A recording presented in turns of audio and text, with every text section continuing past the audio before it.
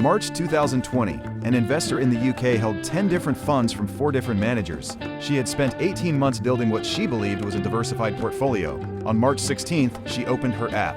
Every single fund was red. Not some of them, all 10. They had all fallen between 28 and 34% in the same 3 weeks.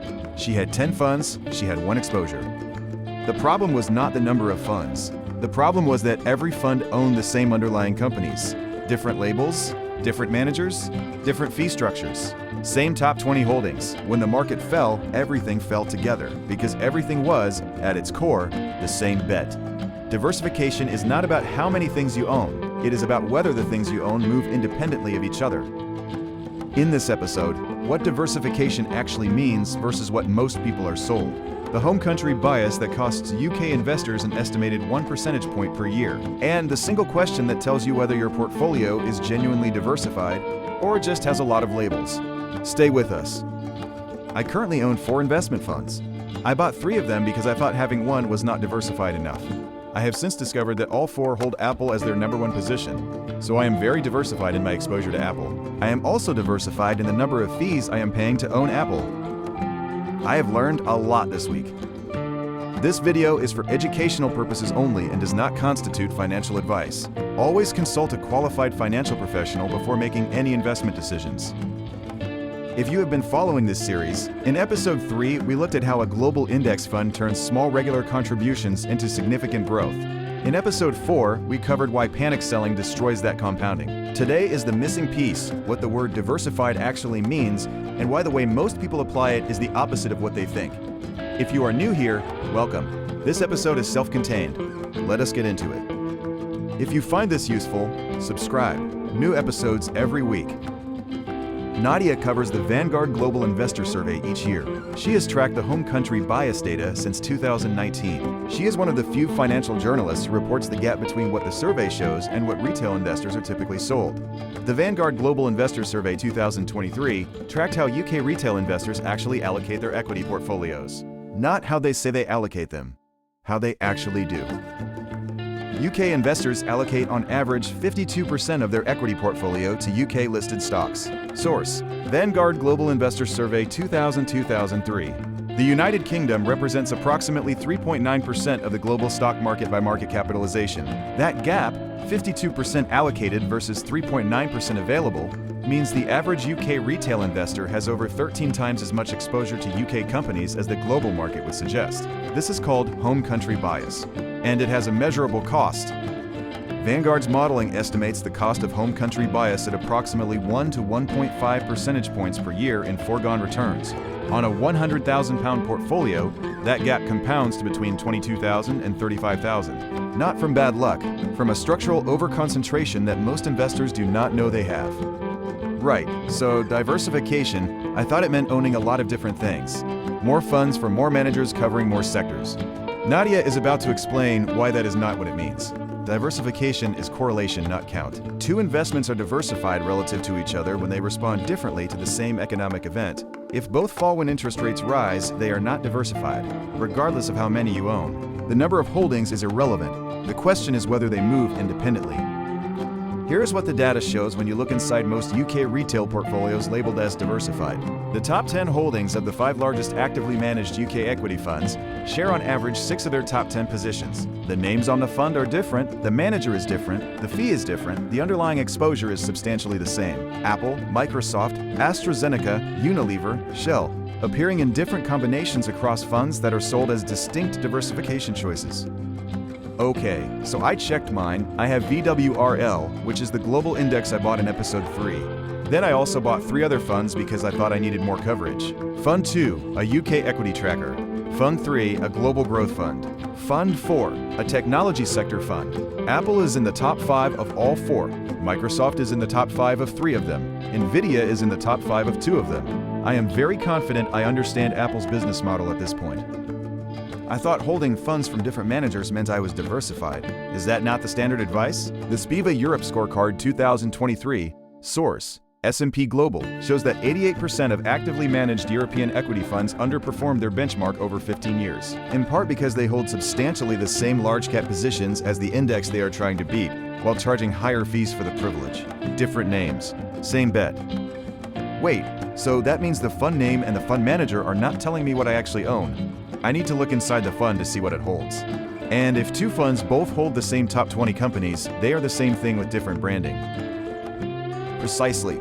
Two funds are diversified relative to each other when their correlation coefficient is below 0.3. A coefficient above 0.7 means they move together in almost all market conditions. The SPIVA Europe Scorecard 2023, source, S&P Global 2023, shows that 88% of actively managed European equity funds underperform their benchmark over 15 years, in part because they hold substantially the same large-cap positions as the index they are trying to beat, while charging higher fees for the privilege. Home country bias is the second form of under-diversification. UK investors who believe they own a global portfolio often hold 50% or more in UK stocks. The United Kingdom is a developed, mature economy. It is also approximately 3.9% of global market capitalization. Overweighting it by a factor of 13 means your returns depend disproportionately on UK economic performance, UK political outcomes, and sterling exchange rate movements, none of which are global diversification. Marcus, drawing on 30 years in institutional finance, I am not in a position to speak to current institutional allocation models. What I can tell you is what I observed in 1999 and 2000 when conditions were comparable. I watched institutional portfolios described as broadly diversified. They held 40 different positions. 38 of them were technology companies at different stages of the same growth cycle. The diversification was in the names. The exposure was one. The system. The FCA Financial Lives Survey 2022 found that 63% of UK retail investors do not know the fees they pay on their investment funds. Source, Financial Conduct Authority, 2022. The same survey found that home country bias is most pronounced in portfolios sold through UK wealth management firms, firms whose distribution agreements favor UK-listed products. This data has been public since the FCA published it in 2022. It has not consistently appeared in the fee disclosure documents of the firms the data describes. Right. So genuine diversification is about correlation. It is about owning things that respond differently to the same economic event. A global index fund holds 1,500 to 3,500 companies across 23 developed markets and multiple emerging markets, different currencies, different sectors, different regulatory environments, different economic cycles. That is not a perfect portfolio, but it is a genuinely diversified one, in the way the word actually means. Maya built her first million through 9 years of index investing. She checks every fund addition against one question. Before you add a second fund to a portfolio, answer this. Does it own different things? Different geographies, different sectors, different economic cycles? Or does it own the same things with a different label? If you cannot answer that question by looking at the top 20 holdings, you do not have enough information to add it. A global index fund already owns the world. The question is, what is the second fund adding that the world does not already include? One fund, global index, set up the direct debit, do not add to it without answering the question. Do it once, make it automatic, then leave it to run. Right, quick one, 30 seconds. Stay with us, because this is the part most people miss. SPIVA Europe Scorecard, S&P Global, 2003, source, S&P Global 2003. Over 15 years, 88% of actively managed European equity funds failed to beat their benchmark index after fees. These are funds marketed as professionally diversified, actively selected, and worth the premium. The SPIVA data has been published annually since 2002. It does not regularly appear in the marketing materials of the funds it measures. Right, back into it. Lightning round, 5 facts, 90 seconds.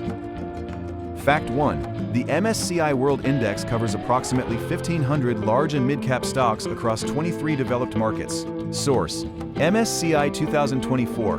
The MSCI ACWI adds emerging markets, over 2,900 companies across 47 countries. One purchase of a fund tracking either index achieves broader geographic diversification than most actively managed multi-fund portfolios.